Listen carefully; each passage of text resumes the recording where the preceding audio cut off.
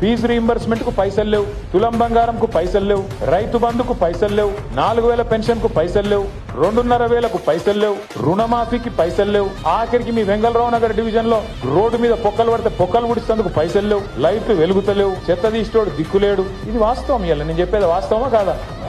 పట్టించుకుంటోడు ఉన్నాడు ఇవాళ రాష్ట్రంలో.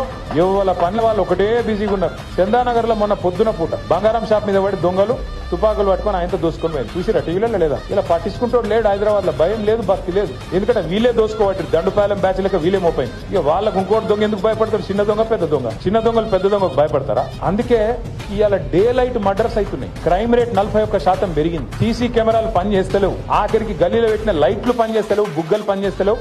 కింద పొక్కలు పడితే పొక్కలు ఉడిచేటోడు కూడా లేడు, పట్టించుకున్నోడు లేడు. వీళ్ళట జూబ్లీ హిల్స్ లో మాగంటి గోపీనాథ్ ఆశయాలు మేము కొనసాగిస్తాం, మేము ఇది చేస్తాం అది చేస్తాం అన్న చెప్పింది, సుధీర్ అన్న చెప్పింది కరెక్ట్. రేపు తెల్లారి ఎలక్షన్ అయిపోయిన తెల్లారి నవంబర్ మాసం తర్వాత ఇవాళ మీ ఇండ్ల చుట్టూ తిరుగుతున్న ఈ కాంగ్రెస్ నాయకులు ఒక్కడంటే ఒక్కడు మళ్ళీ అడ్రస్ కూడా లేకుండా వారిపోతారు, ఫోన్ నంబర్లు కూడా మార్చుకుంటారు. ఇది జరగకపోతే నన్ను పట్టుకోవాలని చెప్పి నేను కోరుతా ఉన్నాను. ఒక్క మనిషి కూడా మళ్ళీ కనబడాడు. మళ్ళా చివరికి మిగిలేది గిదే గులాబీ కండువా, గిదే గులాబీ దండు, గిదే టీఆర్ఎస్ సైన్యం, కేసీఆర్ సైన్యం, కేసీఆర్ బలగం తప్ప ఎవరు కూడా మిగిలరు, కనబడరు.